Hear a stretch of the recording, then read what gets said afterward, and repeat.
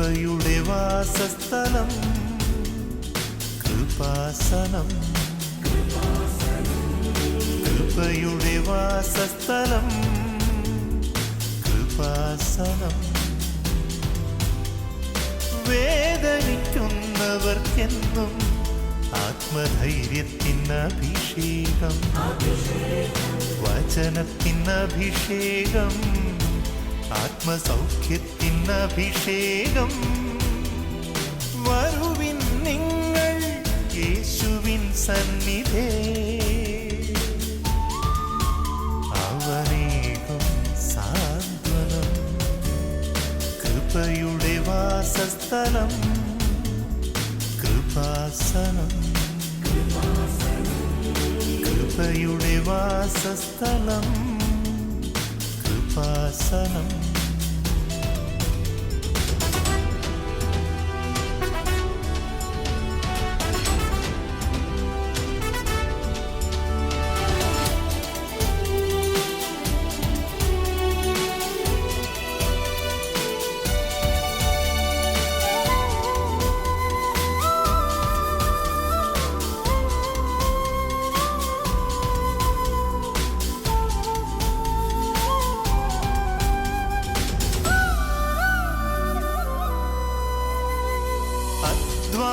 ഭാരത്താലേ തളരുന്ന സോദരേ, സഹനത്തിരമാലയിൽ പതറാതെ മുന്നേറിടാം.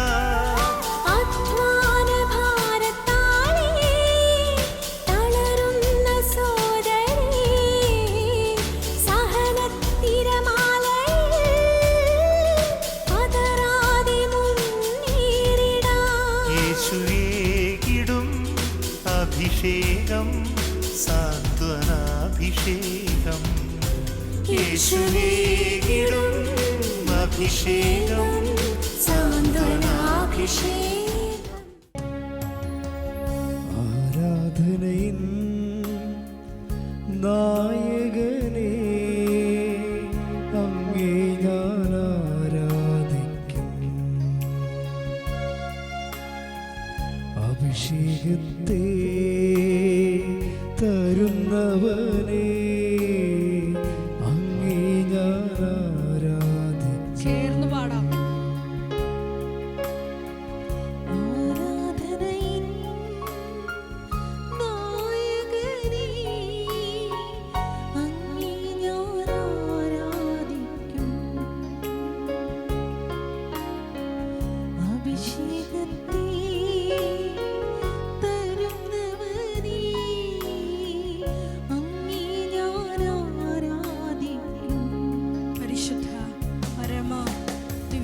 ഹല്ലേലൂയ, ഹല്ലേലൂയ,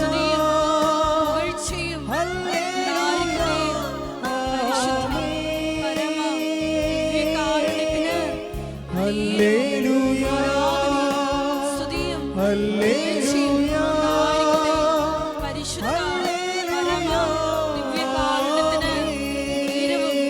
സ്തുതിക്കട്ടെ. ഹല്ലേലൂയ, ഹല്ലേലൂയ, യേശുവേ ആരാധന.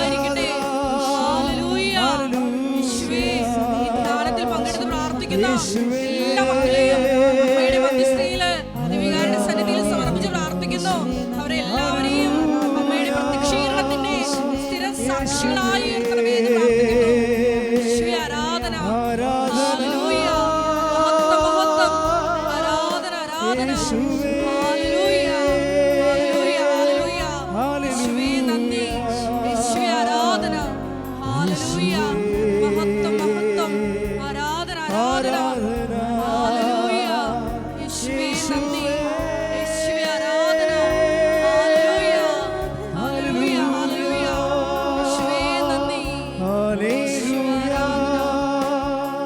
ഹല്ലേലൂയ, ഹല്ലേലൂയ, ആമേൻ. ഹല്ലേലൂയ, ഹല്ലേലൂയ, ഹല്ലേലൂയ, ആമേൻ. Praise the Lord. സന്തോഷത്തോടെ ഇരിക്കുക. കർത്താവിൻ്റെ വചനങ്ങൾ നമ്മൾ കേൾക്കാൻ പോകുന്നു. നിങ്ങൾ അച്ഛന് വേണ്ടി പ്രാർത്ഥിക്കണം. എൻ്റെ മനസ്സിലുള്ള വചനങ്ങൾ ദൈവത്തിൻ്റെ മനസ്സിലുള്ള വചനങ്ങൾ തന്നെ ആയിരിക്കാൻ വേണ്ടി, അല്ലെങ്കിൽ അത് മാറ്റി ഈശോ ഈ നിമിഷത്തെ പൂർണ്ണമായി ഏറ്റെടുത്തുകൊണ്ട് നമ്മളോട് സംസാരിക്കാൻ വേണ്ടി സ്തുതിക്കട്ടെ.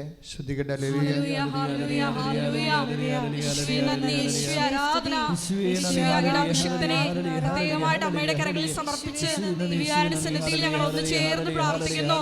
ഞങ്ങൾക്ക് ആവശ്യമായ വചനങ്ങൾ ഈശോയെ അച്ഛനോട് പ്രദാനം ചെയ്യണമേ. അത് കേൾക്കുവാനും സ്വീകരിക്കുവാൻ ഞങ്ങളുടെ ആന്തരിക ഇന്ദ്രിയങ്ങളെ അഭിഷേകം ചെയ്യണമേ എന്ന് പ്രാർത്ഥിക്കുന്നു. ഈ ദിവസങ്ങളിൽ നമ്മൾ എപ്പോഴും ഒരു സാക്ഷ്യ വിചാരം നടത്തുമല്ലേ. ഉടമ്പടി ധ്യാനത്തിൻ്റെ ഒരു രീതിയാണത്. ഈ ആഴ്ചയിൽ ഏറ്റവും നല്ല സാക്ഷ്യത്തെ വചന വിചാരണ ചെയ്യും. ഈ എല്ലാ ദിവസവും ഭയങ്കരമായ നമുക്ക് ആവേശവും ആശ്വാസവും ആത്മാഭിഷേകവും ഒക്കെ നൽകുന്ന നല്ല നിലവാരമുള്ള ഉടമ്പടി സാക്ഷ്യങ്ങൾ എല്ലാ ദിവസവും ഉണ്ടാവും. അതിൽ ചില സാക്ഷ്യങ്ങളാണ് നമ്മുടെ ആരാധനയ്ക്കായി നമ്മൾ സെലക്ട് ചെയ്യണത്. ഈ ആഴ്ചയിൽ സെലക്ട് ചെയ്യണത് ഒരു വല്യമ്മച്ചി പറഞ്ഞ സാക്ഷ്യ, ഡാർലി റോയി ചേന്നമംഗലത്തുനിന്ന്. ഈ സാക്ഷ്യം പല കാര്യങ്ങൾ കൊണ്ട് ഉടമ്പടി ഫീച്ചേഴ്സ് ഉള്ളതാണ്. ഉടമ്പടി ഫീച്ചർ എന്ന് പറയുന്നത് എന്താണ്? ഉടമ്പടിയുടെ മുഖമുദ്രയുള്ള സാക്ഷ്യം. ഒന്ന്, ഹെവി ഡ്യൂട്ടി ചെയ്യണം. അതാണ് ഉടമ്പടിയുടെ ഒരു മുഖമുദ്ര. അല്ലെങ്കിൽ നമുക്ക് വേറെ എന്തെങ്കിലും പ്രാർത്ഥനാ രീതികൾ, സഭയിൽ എന്തുമാത്രം അനുഗ്രഹം കിട്ടുന്ന പ്രാർത്ഥനകൾ കൊണ്ട് ഇല്ലേ, നമ്മൾ അതുവഴിയല്ലേ ഇങ്ങോട്ട് പോകുന്നത്. അപ്പോൾ ഉടമ്പടിയുടെ സ്പെഷ്യൽ ഐഡൻറ്റിറ്റി എന്ന് പറയുന്നത് ഹെവി ഡ്യൂട്ടിയാണ്. എന്ന് വെച്ച് കഴിഞ്ഞാൽ എടുത്താൽ പൊങ്ങാത്ത കാര്യങ്ങൾ പൊക്കണം. പവർ ലിഫ്റ്റ് പോലെയാണ്. അതാണ് മരിയൻ ഉടമ്പടിയുടെ ഒരു പ്രത്യേകത. രണ്ടാമത്തെ ഉടമ്പടിയുടെ ഫീച്ചർ എന്ന് പറയുന്നത് കവനൻ്റ് ഫീച്ചേഴ്സ്. ഉടമ്പടിയുടെ മുഖമുദ്ര എന്ന് പറയുന്നത് ടൈം ഷോർട്ടനിങ് ചെയ്യണം. എപ്പോഴെങ്കിലും നടക്കുമെന്ന് പറഞ്ഞിട്ട് കാര്യമില്ല, എപ്പോഴെങ്കിലും നടന്നാൽ പോരാ. ആവശ്യ സമയത്ത് നമുക്ക് അത്യാവശ്യ സമയത്ത് ഉപകരിക്കണം. അതാണ് ടൈം ഷോർട്ടനിങ്. സമയം എന്ന് പറയുന്നത് ഉടമ്പടി പോലെ സമയത്തെ വളരെ സമയത്തെ സ്വാധീനിക്കുക എന്ന് വെച്ച് കഴിഞ്ഞാൽ എപ്പോഴും നമ്മൾ ശ്രദ്ധിക്കാനുള്ള വിഷയം സമയത്തെ സ്വാധീനിക്കുക, സ്ഥലത്തെ സ്വാധീനിക്കുക. ഈ രണ്ട് സ്വാധീനങ്ങളിലൂടെയാണ് നമ്മൾക്ക് മുമ്പോട്ട് പോകാൻ പറ്റണത്. എപ്പോഴും സമയത്തെ സ്വാധീനിക്കാലും ഇപ്പോൾ ഒരു വിഷയം എന്തായിക്കോട്ടെ, അതിന് രണ്ട് പ്രധാനപ്പെട്ട തട്ടകങ്ങളുണ്ട്. ഒന്ന് ടൈം ആൻഡ് സ്പേസാണ്. ആദ്യം സമയത്തെ സ്വാധീനിക്കണം, പിന്നെ സ്ഥലത്തെ സ്വാധീനിക്കണം. ഇത് രണ്ട് സ്വാധീനിക്കുമ്പോഴാണ് ഷോർട്ടണിങ് സംഭവിക്കണത്, സ്പീഡ് സംഭവിക്കണത്. അതിന് ബൈബിളിൽ നമുക്ക് ഇന്ന് വരെ കവനൻ്റ് അല്ലാതെ വേറെ ഒരു ഫോർമുല ഇല്ല. കവനൻ്റ് ഒരു ഫോർമുലയാണ്, ഒരു സൂത്രവാക്യം. സൂത്രവാക്യം എന്ന് വെച്ചാൽ നമുക്ക് ടെക്നിക്ക് എന്ന് പറയത്തില്ലേ, ടെക്നിക്ക്, സൂത്രം എന്നൊക്കെ പറഞ്ഞ വാക്ക് നിങ്ങൾ ഓർക്കേണ്ട ഉപായം പോലെയുള്ള എന്തോ സൂത്രപ്പണി എന്നല്ല. ടെക്നിക്കാണ്, ടെക്നോളജി എന്ന്, സാങ്കേതിക വിദ്യ.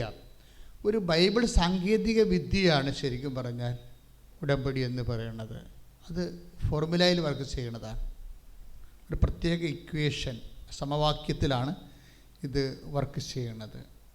അത് ഞാൻ നിങ്ങളോട് പതുക്കെ പറയാം. അപ്പം ആ സമവാക്യം ഉപയോഗിക്കുമ്പോഴാണ്, അല്ലെങ്കിൽ ആ ഫോർമുല ഉപയോഗിക്കുമ്പോഴാണ് ടൈം ഷോർട്ടനിങ് സംഭവിക്കുന്നത്. അതുകൊണ്ടാണ് ഇത് ടെക്നിക്കൽ ബേസ് ചെയ്ത് മനസ്സിലാക്കണം. ഒരു ഫത്തകൃത്യം, ഫത്താനുഷ്ഠാനം ആയിട്ട് ഇതിനെ റെഡ്യൂസ് ചെയ്യരുത്. മേ ബി ദൈവത്തോട് ഇടപെടുന്ന എല്ലാ വിഷയങ്ങളും നമുക്ക് ഭക്തി ഉണ്ടാവും. ഭക്തി ഇല്ലാതെ എങ്ങനെ നിൽക്കാൻ പറ്റും? പക്ഷേ ഭക്തി മാത്രമല്ല ഇതിന് പിന്നിലുള്ളത്. ഭക്തിയുടെ ഒരു വൈകാരിക അംശമല്ല, മറിച്ച് ആധ്യാത്മിക സാങ്കേതിക വിദ്യയുടെ ഒരു വിചാര അംശം ഉടമ്പടിയിലുണ്ട്. അതുകൊണ്ടാണ് ഒരു മിനിമം വിദ്യാഭ്യാസ യോഗ്യതയെങ്കിലും ഇല്ലെങ്കിൽ ഉടമ്പടിയുടെ ഉള്ളിലോട്ട് പോകാൻ പറ്റത്തില്ല. പുറമേയൊക്കെ നമുക്ക് കറങ്ങി നിൽക്കാവുന്നല്ലാതെ ഉടമ്പടിയുടെ ഉള്ളിലേക്ക് പോകാൻ പറ്റുകയില്ല. തന്ത്രപരമായിട്ടുള്ള സമീപനങ്ങൾ സുവിശേഷ വിഹിതമായിട്ട് ഒരു വിശ്വാസിക്ക് അറിയണം. അതുകൊണ്ടാണ് ഉടമ്പടിയിലേക്ക് സാക്ഷരത വരുന്നത്. 200 സാക്ഷരതാ ക്ലാസ്സായില്ലേ ഉടമ്പടി സാക്ഷരത, എല്ലാ ദിവസവും ഉണ്ടാവും. ഇതിൻ്റെ മൂന്നാമത്തത്, ഈ ടൈം ഷോർട്ടനിങ്ങിൻ്റെ മൂന്നാമത്തെ വിഷയം, മൂന്നാമത്തെ ഒരു ഫീച്ചർ എന്ന് പറയുന്നത് മെരിറ്റിൽ നടക്കാത്തതായിരിക്കണം. ഉടമ്പടിയുടെ മൂന്നാമത്തെ ഫീച്ചർ മെരിറ്റിൽ നടക്കാത്തതായിരിക്കണം. ദൈവമനസ്സിൻ്റെ ഏറ്റവും വലിയൊരു വെളിപ്പെടുത്തലാണ് not by merit but by grace. നിൻ്റെ യോഗ്യത കൊണ്ടല്ല, എൻ്റെ കൃപ കൊണ്ട്. അതാ സംഭവം. മെറിറ്റിൽ നടക്കാത്തതായിരിക്കണം. അപ്പം ചില സമയത്ത് അത് ഇത് മൂന്നുമാണ് ഇന്ന് വരെ വെളിപ്പെടുത്തപ്പെട്ടുള്ള ഉടമ്പടി, പക്ക ഉടമ്പടി ഐഡൻറ്റിറ്റി എന്ന് പറയുന്നതാണ് പക്ക ഉടമ്പടി ഐഡൻറ്റിറ്റി. മറ്റുള്ള എന്ത് വിഷയം ഉണ്ടെങ്കിലും നമുക്ക് മറ്റ് പല പ്രാർത്ഥനകളിലൂടെ നമുക്ക് നേടിയെടുക്കാവുന്നതാണ്. ഇപ്പം നിത്യജീവനാണല്ലോ ഏറ്റവും വലിയ പ്രശ്നം. മനുഷ്യരാശി നേരിടുന്ന ഏറ്റവും വലിയ പ്രശ്നം എന്താണ്? നിത്യജീവനാണ്. ദൈവത്തിൻ്റെ കണ്ണുകളിലൂടെ ആണ് നമ്മൾ നോക്കുന്നതെങ്കിൽ ഈ വയറ്റിപ്പഴപ്പുകാരുടെ അരച്ചണ വേറിൻ്റെ പ്രശ്നം മാത്രം ജീവിതമെന്ന് പറഞ്ഞുകൊണ്ട് നടക്കുന്ന ഉദരലംബാടന്മാരെ സംബന്ധിച്ചിടത്തോളം ഒന്നും പറയാനില്ല. പക്ഷേ ദൈവത്തിൻ്റെ കണ്ണിലൂടെ ഒരു മനുഷ്യൻ നോക്കിക്കാണുമ്പോൾ ഏറ്റവും വലിയ പ്രശ്നം നിത്യജീവനാണ്.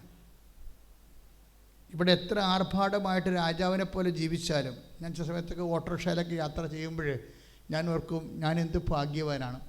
മാർത്താണ്ഡവർമ്മ വരെ നടുപൊടിഞ്ഞ് കാളവണ്ടിയിലും കുതിരവണ്ടിയിലും പോയ സ്ഥലത്ത് ഇന്ന് പാവപ്പെട്ടവൻ അതിനേക്കാൾ റോയലായിട്ടാണ് ഓട്ടോറിക്ഷയിൽ പോണത്, ഇല്ലേ? രാജാക്കന്മാരുടെ കാലത്ത് ഓട്ടോറിക്ഷയില്ലല്ലോ, അവർ പോയിരുന്ന കുതിരവണ്ടിയാണ്. നിങ്ങളൊന്ന് ചിന്തിച്ച് നോക്കിയ ടാറില്ലാത്ത ഈ പുഴി റോഡെ കൂടി കുതിരവണ്ടി പോയി കഴിഞ്ഞാൽ നടുവുണ്ടാകത്തില്ല. വല്ല പിണ്ണതയിലും വെച്ചുകൊണ്ട് ഒരുത്തൻ തടകാൻ വേണ്ടി രാജാവിൻ്റെ കൂടെ എപ്പോഴും ഉണ്ടാകണം. ആ കാലമെല്ലാം മാറിയിട്ട് ഇന്ന് വളരെ പാവപ്പെട്ടവരും ലോ ബഡ്ജറ്റുകാരനും രാജാവിനെ പോലെയാണ് സഞ്ചരിക്കുന്നത്, ഇല്ലേ? ഓരോ കാലഘട്ടങ്ങളിലെ ശ്രദ്ധിക്കട്ടെ. ഹല്ലേലൂയ, ഹല്ലേലൂയ, ഹല്ലേലൂയ, ഹല്ലേലൂയ. മഹത്വം, മഹത്വം, ആരാധന, ആരാധന. ഹല്ലേലൂയ, ഹല്ലേലൂയ, ഹല്ലേലൂയ, ഹല്ലേലൂയ, ഹല്ലേലൂയ, ഹല്ലേലൂയ, ഹല്ലേലൂയ, ഹല്ലേലൂയ, ആമേൻ.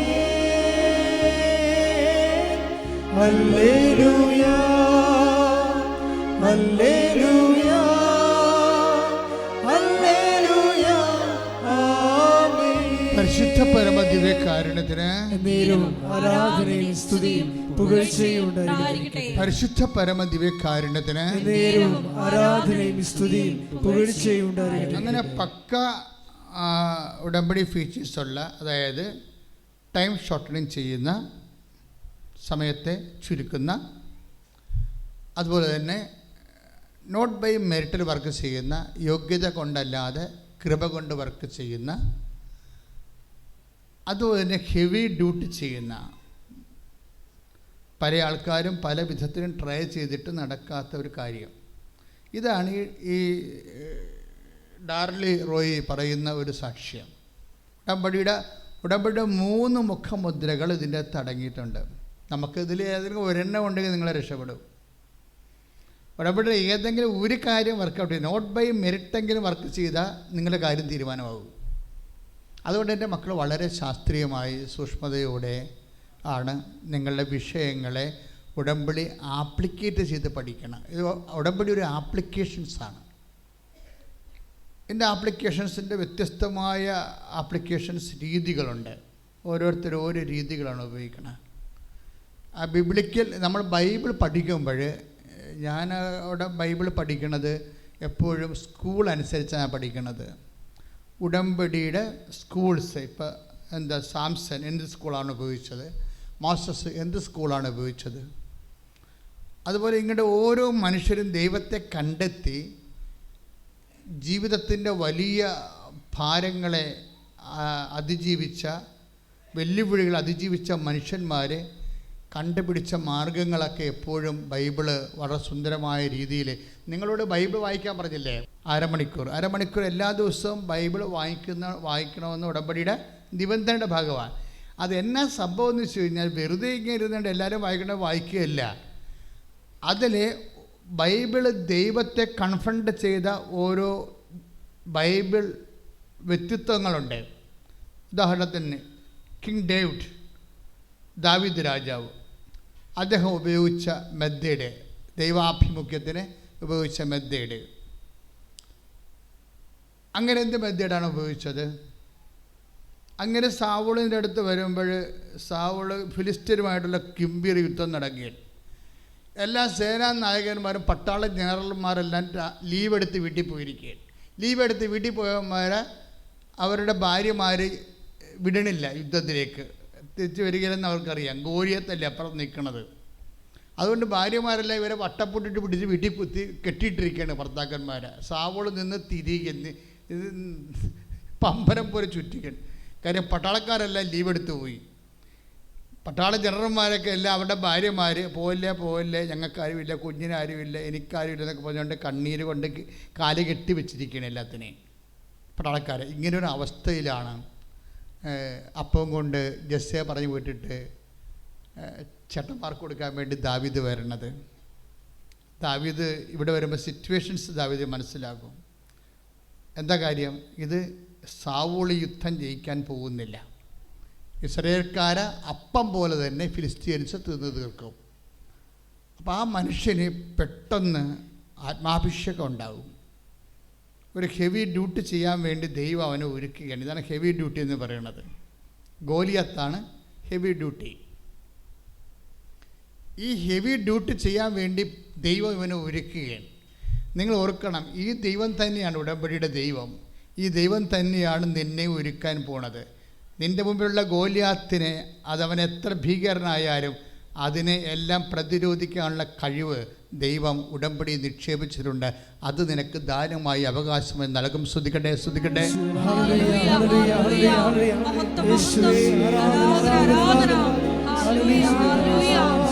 അഭിഷേകം പ്രാപിച്ച് ഞങ്ങളും ദാവീദിനെ പോലെ വലിയ കാര്യങ്ങള് വിജയം പ്രാപിക്കണമേ എന്ന് പ്രാർത്ഥിക്കുന്നു. ഹല്ലേലൂയ ഹല്ലേലൂയ ഹല്ലേലൂയ ആമേൻ. എല്ലാവരും എഴുന്നേൽക്കുക. ആദ്യം രോഗികളെ സുഖപ്പെടുത്തുന്ന ഈശോ, പിന്നീട് ഈശോ മറ്റു തരത്തിലുള്ള വേഷം അനുഭവിക്കുന്നവരുടെ സങ്കടങ്ങളെ ഏറ്റെടുക്കേണ്ട സമയമാണ്. നിങ്ങൾ സന്തോഷമായിരിക്കണം. കർത്താവ് ഇത്രയും വചനം നമുക്ക് നൽകിയെങ്കിൽ നിങ്ങളെ സന്തോഷിപ്പിച്ച് സാക്ഷികളാക്കി മാറ്റും.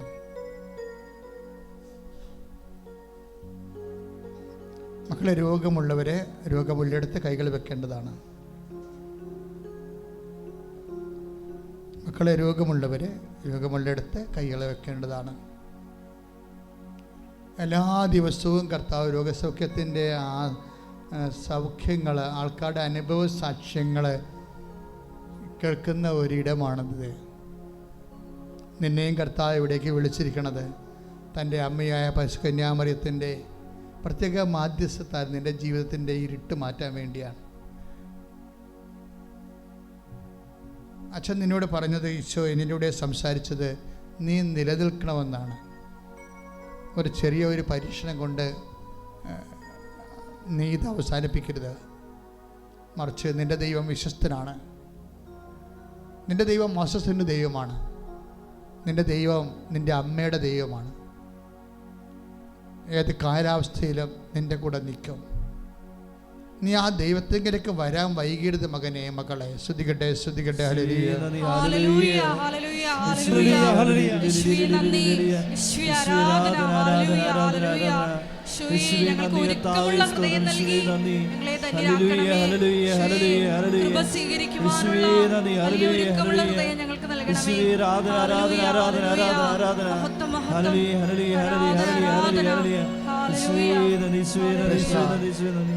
മക്കളെ, കിഡ്നി വേദനയുള്ളവരും നടുവേദനയുള്ളവരും നടുവിൽ കൈവെക്കുക.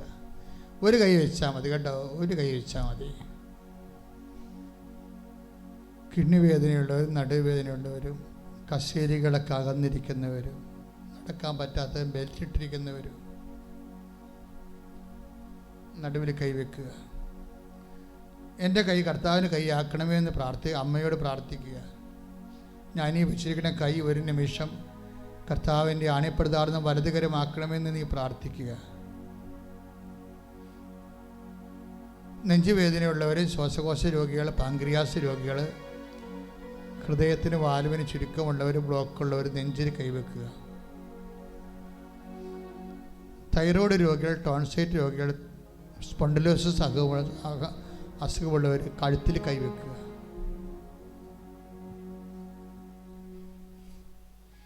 മക്കളില്ലാത്തവർ അടിവയറ്റ് കൈവെക്കുക.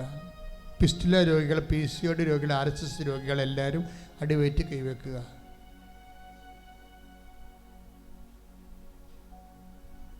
സർവാംഗം പല രോഗങ്ങളുള്ളവർ നെറ്റിയിൽ കൈവെക്കുക. അമ്മ മാതാവ് ജീവനോടെ പ്രത്യക്ഷപ്പെടിടത്ത് നിന്നെ ഉടമ്പടി ധ്യാനം കൂടാൻ വേണ്ടി വിളിച്ചിരിക്കുന്നു. നീ ഇപ്പോൾ ചിന്തിക്കേണ്ടത് കർത്താവിൻ്റെ ശരീരത്തിലുള്ള ചമ്മട്ടിപ്പാടുകളെ കർത്താവ് കാണിച്ചു തരുന്നുണ്ട്. അത് അധികരിച്ച് പ്രാർത്ഥിക്കാൻ പറയുകയാണ്. നീ പ്രാർത്ഥിക്കുക. കർത്താവേ, അങ്ങയുടെ ശരീരത്തിൽ കിടക്കുന്ന ചമ്മട്ടിപ്പാടുകളെ അധികരിച്ചുകൊണ്ട് അടിയൻ അങ്ങയുടെ മുറിവിലാണല്ലോ ഞങ്ങൾക്ക് സൗഖ്യം ലഭിക്കുമെന്നുള്ള വചനം അനുസ്മരിച്ചുകൊണ്ട് പ്രാർത്ഥിക്കുന്നു. കർത്താവേ, മുൾക്കിരീടം തറഞ്ഞിരുന്ന നിന്റെ തിരിച്ചോര ഇറ്റ് വീഴുന്നത് കർത്താവേ, വിശ്വാസത്തിന്റെ മനസ്സിൽ ഞങ്ങൾ കാണുകയും ഏറ്റുപറയുകയും ആത്മീയ രക്തം, ആ കൃപയുടെ രക്തം ഇപ്പോൾ നിന്റെ നാഥനും രക്ഷകനുമായി പ്രാർത്ഥിക്കുന്ന മക്കളുടെ തളിക്കണമേ. ഉള്ളംകാൽ മുതലേ ഉച്ചവരെ ആന്തരിക അവയവങ്ങൾക്കുള്ള മുഴുവൻ രോഗങ്ങള് വാദരോഗങ്ങള് എല്ലാവിധത്തിലുള്ള അലർജി രോഗങ്ങള് അവയവത്തിലുണ്ടാകുന്ന അവയവ രോഗങ്ങള് ത്വക്ക് രോഗങ്ങള് യേശുവിന്റെ നാമത്തിലെ അമ്മയുടെ മധ്യസ്ഥത്തിലെ യേശുവിന്റെ നാമത്തിലെ പൂർണ്ണമായ സൗഖ്യം പ്രാപിക്കട്ടെ. പൂർണ്ണമായ രോഗങ്ങൾ വിട്ടുമാറട്ടെ. ശ്രദ്ധിക്കട്ടെ.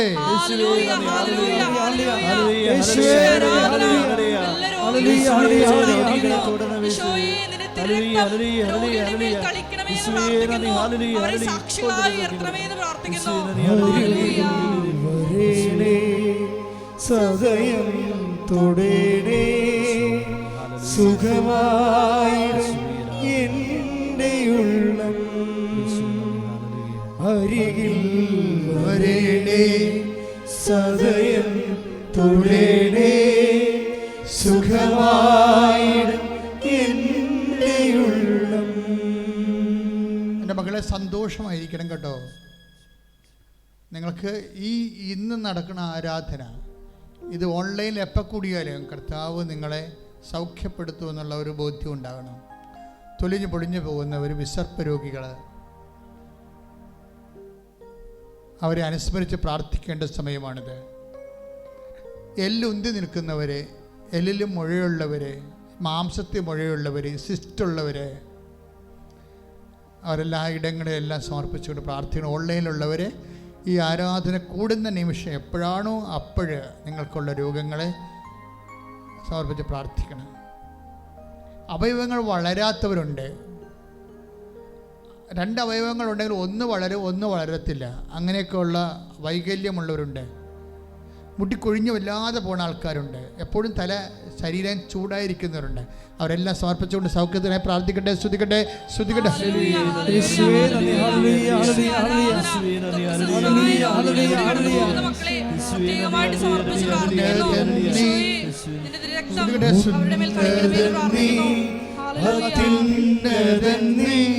നിന്നെ പോലൊരു ദൈവമില്ല. അത്ഭുതവാൻ അതിശയവാൻ നീ മാത്രമെൻ ദൈവമെന്നും. ശരീരത്തിൽ ഇങ്ങനെ അകത്ത് കുറേ പേശികൾ ബലം പോയിട്ട് അത് ചുമ്മാ വളരുന്ന ചില പേശികൾ, ചില കോശങ്ങൾ വെറുതെ വളരുന്ന, അത് ആവശ്യമില്ലാത്തവരെയും ജനറ്റിക്കലായിട്ട് അറുതി വിട്ട് വളരുകയാണ് അകത്ത്.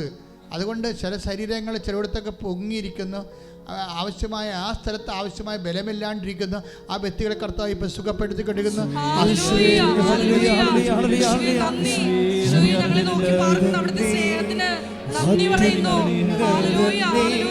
നിന്നെ പോലൊരു ദൈവമില്ല.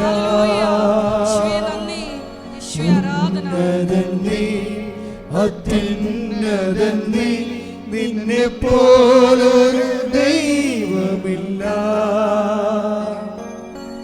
അത്ഭുതവാ അതിശയവാ നീ മാത്രമേ ദൈവമെന്നും. നമ്മൾ സമാപന ആശീർവാദത്തിലേക്ക് പോവുകയാണ്.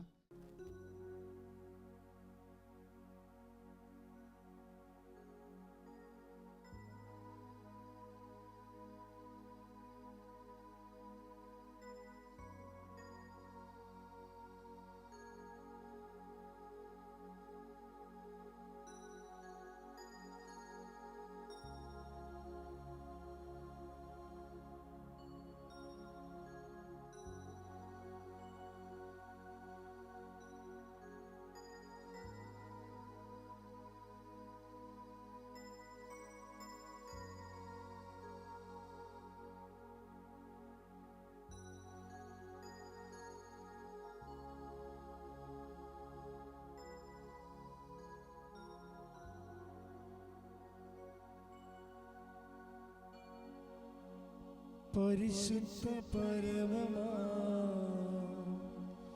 ദിവ്യകാരുണ്യമേ, എന്നുമെന്നും അങ്ങേക്കാരാധന. പരിശുദ്ധ പരമമാ ദിവ്യകാരുണ്യമേ, എന്നുമെന്നും അങ്ങേക്കാരാധന. പരിശുദ്ധ പരമമാ